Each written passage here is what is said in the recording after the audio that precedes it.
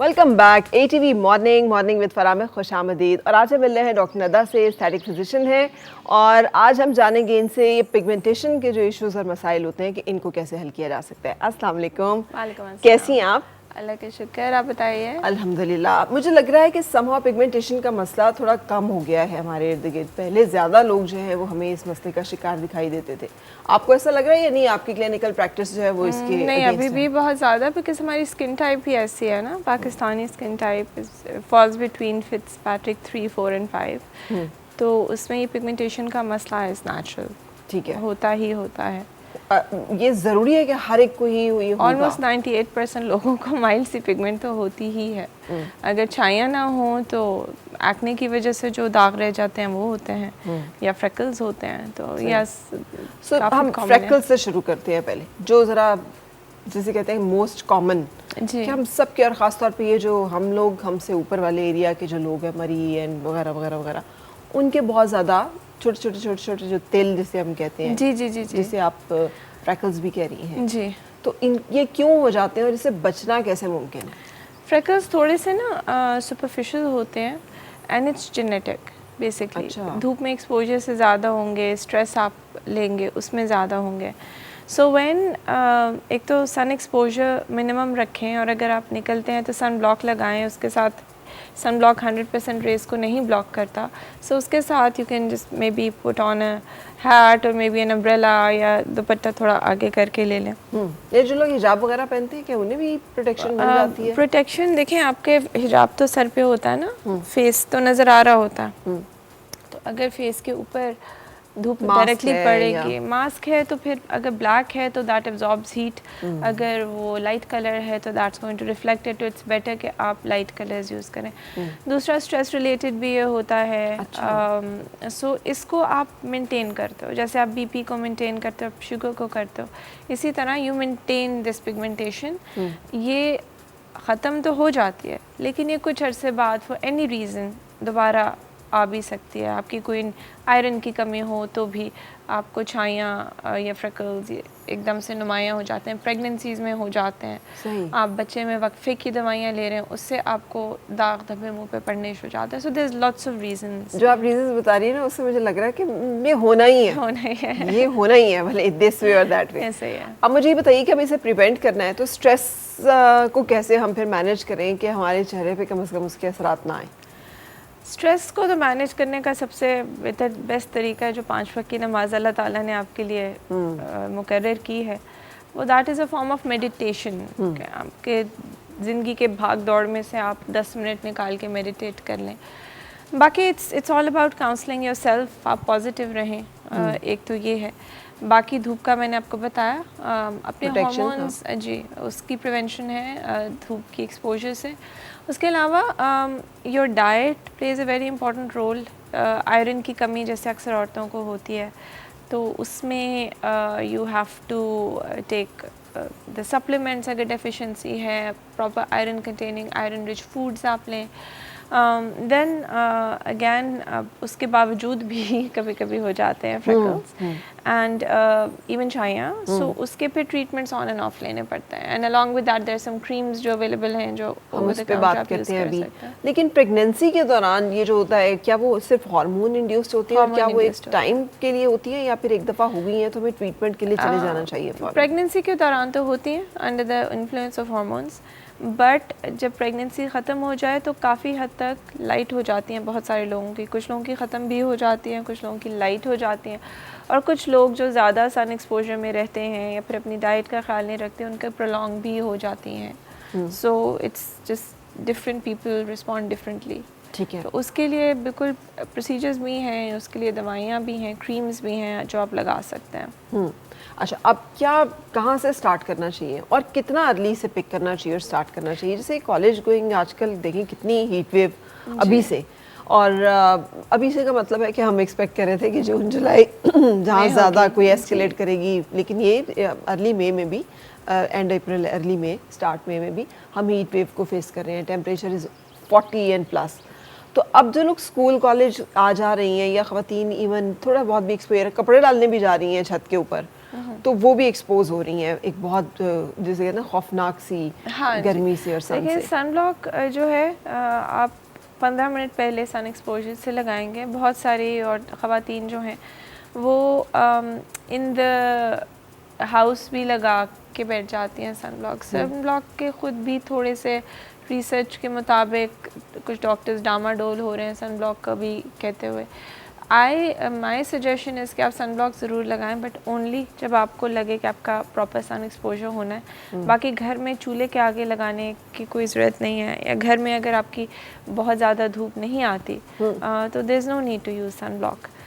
Sun block will only prevent melasma to a certain extent, it will prevent it, इसको ख़त्म नहीं करेगा मिलाजमा को, उसको मज़ीद बढ़ने से और डार्क होने से रोकेगा। सही। अच्छा, अब ट्रीटमेंट्स की तरफ कब से आ जाना चाहिए? हाउ अर्ली हमें पिक करना चाहिए कि ये बच्चियां हैं स्कूल कॉलेज गोइंग, जैसे मैं कह रही थी, तो उसी वक्त से उनका ट्रीटमेंट शुरू हो जाना चाहिए या वेट करना चाहिए इसमें, और लोकल एप्लीकेशंस वो कितना इफेक्टिव? देखिए, अकॉर्डिंग टू रिसर्च अगर टीनेज बच्ची हैं और 18 ईयर्स ऑनवर्ड्स एज है तो she can always use vitamin C serums during the day, because इसका एक एंटीऑक्सीडेंट इफेक्ट भी होता है। दिन में लगा सकते हैं विटामिन सी सीरम लगानी चाहिए, बिकॉज जो ऑक्सीजन रेडिकल्स हैं उससे भी बचाता है।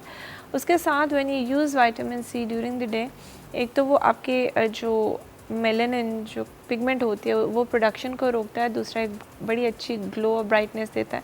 सीरम के 2-3 drops are more than enough, और उसके ऊपर अगर आपका सन एक्सपोजर होना है तो आप सन ब्लॉक लगाएं, तो ये काफ़ी हद तक आपकी मिलाजमा को प्रिवेंट कर सकता है, provided that you also use sun block with it, and your diet is also important. दूसरा पीसीओएस वगैरह के इश्यूज़ होते हैं बच्चियों के आजकल चिकन फीड की वजह से, और वैसे भी हार्मोन्स ऊपर नीचे होते हैं जिसकी वजह से टीनेज बच्चियों में भी छाइयाँ होनी शुरू हो गई हैं। तो उसमें I would just suggest that अपने डाइट का ज़रा ख्याल रखें, चिकन को थोड़ा कम करें। There is always other alternatives, beef है, मटन है, फ़िश है, वो लें, ग्रिल्ड लें, या बेशक तली हुई लें अगर टीनेज में, तो आपको पता है कि मेटाबॉलिज्म हाई होता है, but just eat healthy foods and sun block would prevent it. उसके अलावा ये जो ब्राइटनिंग वाइटनिंग क्रीम्स आती हैं वो बहुत छोटी एज में नहीं यूज़ करनी चाहिए। Just take good care of your skin, पानी आप अपना हाइड्रेटेड इसको रखें,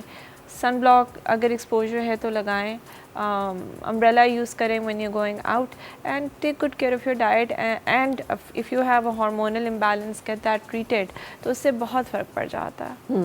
और जो लोग इस मसले को डील कर चुके हैं, लोकल्स भी लगा रहे हैं, वो समझते हैं कि वो प्रोटेक्शन भी यूज़ करते हैं, मतलब बाहर जब जाते हैं सन ब्लॉक भी यूज़ कर रहे हैं, मगर ये मसला हो रहा है और बहुत डार्क है उनकी झाइयाँ या पिगमेंटेशन, तो उन्हें क्या करना चाहिए फिर तो उनके लिए प्रोसीजर्स हैं ना। देयर आर सम वेरी काफ़ी तेज़, जिसको लोग लेमैन टर्म्स में कहेंगे, दवाइयाँ हैं, काफ़ी पोटेंट दवाइयाँ हैं जो लगाई जा सकती हैं, लेकिन वो बहुत अरसे के लिए नहीं लगाई जाती। They have to be under the supervision of proper doctor, और उसके साथ कुछ प्रोसीजर्स हैं जो किए जा सकते हैं। मसलन क्या प्रोसीजर्स हैं जो लोगों को पता हो कि किसी डॉक्टर के पास जाएं तो वो चेक करें कि वो राइट प्रोसीजर कर रहा है उनके लिए, वो कौन सी एक चंद चीज़ें हैं? इसमें केमिकल पील्स हैं, इसकी आफ्टर केयर बहुत ज़रूरी होती है। उसके अलावा there is lasers, CO2 laser, एक कार्बन डाइऑक्साइड लेज़र होता है जो सरफेस के आपकी सुपरफिशियल मोड पे अगर आप करें तो आपके सरफेस के जितनी भी इरेगुलरिटीज़ हैं, इवन पिगमेंटेशन है, उसको काफ़ी हद तक ख़त्म कर देता है, but then it has to be at the right frequency. उसके अलावा पिको लेज़र या क्यू स्विच लेज़र भी यूज़ होता है, लेकिन उसको भी बहुत केयरफुली यूज़ करना पड़ता है, स्पेशली हमारी स्किन टाइप पे। Then along with that we have mesotherapies. Mesotherapy में there's a cocktail जिसमें tranexamic acid, alpha arbutin, vitamin C हम डायरेक्टली इंजेक्ट करते हैं इनटू द स्किन। ठीक है। और उसके साथ there are some immune boosting दवाइयाँ जो हम साथ देते हैं, और that would actually eventually help overall with pigmentation, और आपकी स्किन हेल्थ को भी बेहतर करता है। अभी आपने जिन सीरम्स का नाम लिया ये सब बहुत रेडिली अवेलेबल हैं जी। सो अगर जिन लोगों को ये प्रॉब्लम है तो वो अल्फा आर्बिटेन और इस तरह के सीरम्स जो हैं उनको अपने होम केयर में भी रख सकते हैं? हाँ जी, बिल्कुल रख सकते हैं, लेकिन ये सीरम्स तब काम आते हैं जब आपने मेंटेन करना होता है। जब आपको बहुत डीप मेलाज़मा है तो आपने उसको थोड़ा सा अग्रेसिवली ट्रीट करना होता है। जब वो कम हो जाए तो फिर आप इन सीरम्स के साथ इसको मेंटेन करते अच्छा, आई हैव हर्ड कि ये रिलैप्स होता रहता है, यानी that's true. ये थोड़ा फेड आउट हो जाएगा मगर ये जाएगा नहीं, It's true. ये थोड़ा इनविजिबल, थोड़ा लेस प्रोमिनेंट हो जाएगा, but it will always be there. और फिर अगर आप एक टाइम के बाद ट्रीटमेंट छोड़ते हैं तो कुछ अरसे के बाद दोबारा इसकी डार्कनिंग जो है वो ऐसे वापस आ ही है। जाती है, ये ऐसा है?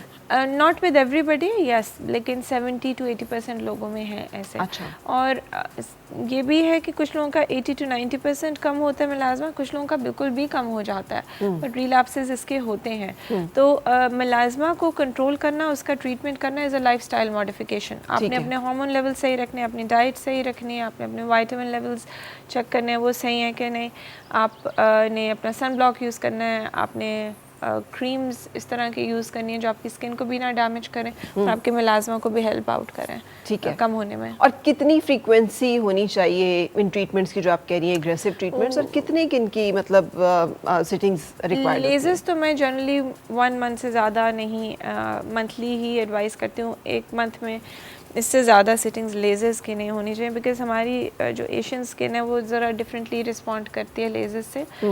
बड़ी टेक्निकली लेज़र करना पड़ता है ऑन एशियन स्किन। बट अगर इफ़ इट्स मीज़ोथेरेपी और इफ़ इट्स केमिकल पील्स तो वो ट्वाइस अ मंथ भी आप कर सकते हैं। There is safer alternative, but उसका फिर जो डाउन टाइम होता है थोड़ा सा ज़्यादा होता है और उसमें थोड़ा आफ्टर केयर भी थोड़ी सी ज़्यादा होती है। आफ्टर केयर तो हर ट्रीटमेंट के बाद होती है, लेकिन स्किन जब पील ऑफ हो रही होती है तो you have to take extra care with things. अच्छा, अब जो लोग इस मसले का शिकार हैं और वो आपको इस वक्त देख रहे हैं, तो उन्हें क्या आप रेकमेंड करेंगी कि उन्हें क्या करना चाहिए? आपने बता दिया है कि एक लाइन ऑफ ट्रीटमेंट क्या है, मगर अगर वो कहें कि हम तो ये सब कुछ कर रहे हैं मगर इसके बावजूद हमें उतना फ़र्क नहीं पड़ रहा।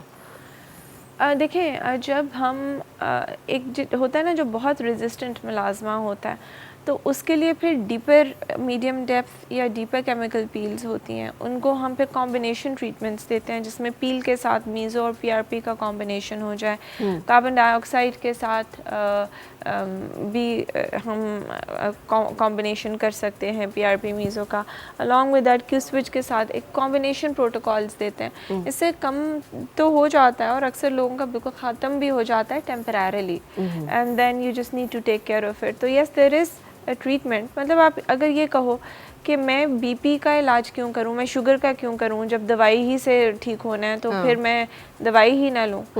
तो मेलाज़मा का भी यही है, it's all about maintaining it and it is a lifestyle modification. अच्छा, कुछ एज रिलेटेड भी है क्योंकि यूजुअली जो यंग लोग हैं उनमें ज़्यादा मसला होता है और उम्र के साथ, वक्त के साथ जो है या तो ये बहुत अगर फिक्स हो गया हो तो फिर तो ये दिखाई देता, वरना फिर ये होता नहीं है। लेट एजेस में अगर आपका सन एक्सपोजर हो भी रहा है तो मेलाज़मा होने के उतने ही चांसेस हैं, उतने ही चांसेस हैं। अच्छा, उतने ही चांसेस हैं। और इसमें लाइक आई सेड कि जैसे अगर आपका पीसीओज है, ऑब्वियसली जब 50 से ऊपर औरत क्रॉस करेगी तो उसके तो हार्मोन्स वैसे ही थोड़े से मेनोपॉज हो जाता है ना उनको। तो अगर पीसीओज का इशू है तो वो यंग लड़कियों में भी हो सकता है ये, but no, it is not really age related. It depends on your overall health, आपकी स्किन की हेल्थ, आपकी जेनेटिक्स और आपका सन प्रोटेक्शन कैसा है, आपकी डाइट कैसी है, इट्स मल्टीपल थिंग्स ना। अच्छा, इज दिस ओनली मतलब women issue? No, it's also man. मर्दों में भी होता है? मर्दों में भी होता है और बल्कि मर्दों में ज़्यादा होता है। They are not really concerned, that's the only difference.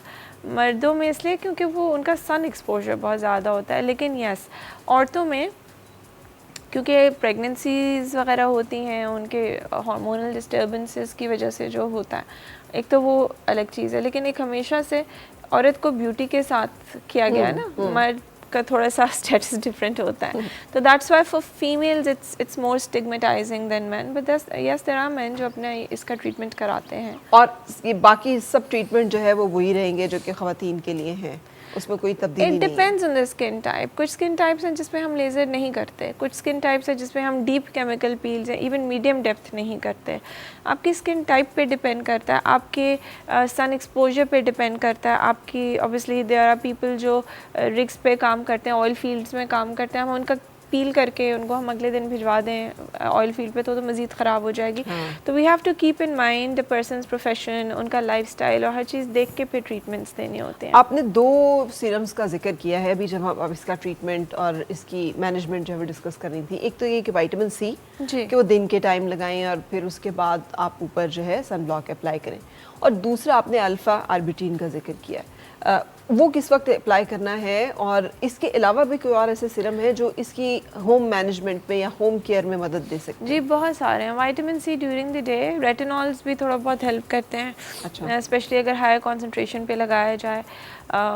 इसमें अल्फा आर्बिटिन के अलावा कोजिक एसिड के साथ होता है और वो भी बेहतर करता है। इसमें देयर ग्लूटाथियोन सिरम्स क्रीम्स जो आई हुई हैं those will also help, but vitamin C हर किसी को सूट नहीं करेगा। अगर जिनकी ऑयली एक्ने प्रोन स्किन है उनके लिए बेहतर होगा कि नियासिनामाइड सिरम यूज़ करें। ठीक है। तो alpha arbutin you can use during the day, afternoon में भी, लेकिन ज़रा मुश्किल होता है ना जो जॉब कर रहे होते हैं कि वो दोपहर को भी मुंह धोएं और फिर दोबारा मेकअप करें। सो इट्स बेस्ट कि आप रात को अल्फा आर्बिटिन यूज़ कर लें अलॉन्ग विद दैट, या रेटिनॉल तो यूज़ ही रात को करना होता है बिकॉज उससे आपकी स्किन की सन सेंसिटिविटी बहुत ज़्यादा हो जाती है। बिल्कुल सही। और एक और सीरम का आपने दरमियान में जिक्र किया, kojic acid, alpha arbutin, glutathione इन और विटामिन सी, इनके कभी कभी कॉम्बिनेशन में सीरम्स आते हैं, कभी कभी अलग अलग से भी आते हैं। अच्छा, तो कौन सा आप प्रेफर करेंगी? आई वुड सजेस्ट कि अल्फा आर्बिटिन भी सही है और उसके साथ अगर कॉम्बिनेशन है वो भी बेहतर है, लेकिन प्रोडक्ट जिस तरह से बना है वो भी बहुत इसका भी बड़ा फ़र्क है। विटामिन सी किस तरह का है, different kinds of vitamin C salts, वो किस तरह का है वो भी डिपेंड करता है। Company matters a lot. There are some retinol serums जो बहुत अमेजिंग काम करते हैं without even irritating the skin, and there are some serums आप लगाते हैं तो जल जाते हैं। सो मैन्युफैक्चरिंग प्रोसेस बड़ा ज़रूरी होता है उसका। सो अच्छी कंपनीज जो हैं उनकी चीज़ें यूज़ करें तो ज़्यादा बेहतर है।